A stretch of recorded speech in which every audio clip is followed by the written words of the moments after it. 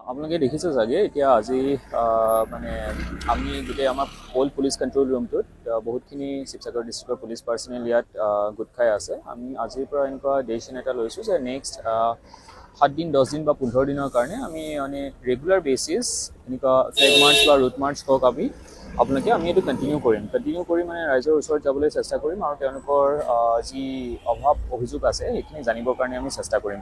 তাৰ লগতে মই এইটো ক'ব বিচাৰিছোঁ যে যোৱা এদিন দুদিনৰ পৰা ছ'চিয়েল মিডিয়াত বহুতকেইটা ফেক নিউজৰ চাৰ্কুলেশ্যন হৈ আছে। এই ফেক নিউজখিনি যদি কোনোবাই চাৰ্কুলেট কৰি আছে, মই তেখেতসকলকো এইটোৱে উপদেশ দিম যাতে ফেক নিউজ চাৰ্কুলেট কৰি গোটেই আমাৰ যি কমিউনেল হাৰ্মনি চিটুৱেশ্যন এটা শিৱসাগৰত আমাৰ পূৰ্বপুৰুষৰ পৰা আছে সেইটো যাতে ভংগ নকৰক। আৰু ভংগ নকৰি মানে যদি এনেকুৱা কোনো ফেক নিউজ এতিয়াও চাৰ্কুলেট কৰি থাকে মানুহে, তেওঁলোকৰ এগেইনষ্টত আইনগতভাৱে ব্যৱস্থা লোৱা অতি শীঘ্ৰেই হ'ব। আৰু মই সকলোকে এইটো আহ্বান জনাম যে এনেকুৱা ফেক নিউজেই হওক বা যদি কোনোবা বিপদত পৰিছে, প্ৰব্লেমত আছে, ইমিডিয়েটলি আমাৰ পুলিচ এডমিনিষ্ট্ৰেশ্যনক জনাওক। আমি যিমান সোনকালে খবৰটো পাওঁ আৰু সিমান সোনকালে আমি ৰেছপণ্ড কৰাত আমাৰ বেছি সুবিধা হয়।